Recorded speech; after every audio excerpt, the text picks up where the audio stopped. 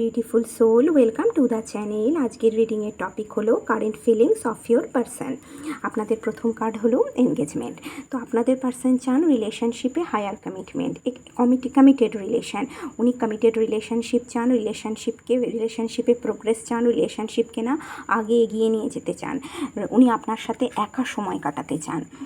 Next card হলো release your x. উনি ওনার energy থেকে ওনার এক্সকে রিলিজ করতে চান। আর উনি এটা চান যদি আপনাদের মনে এখনও এক্স থাকে তাহলে আপনার এনার্জি থেকে আপনি আপনার এক্সকে রিলিজ করুন।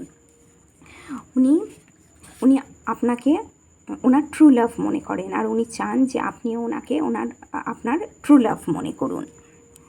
উনি চান যে আপনি ওনার ওপর বিশ্বাস করুন, আপনি ওনার ওপর ভরসা রাখুন, ধৈর্য ধরুন, একটু ধৈর্য ধরুন আপনারা।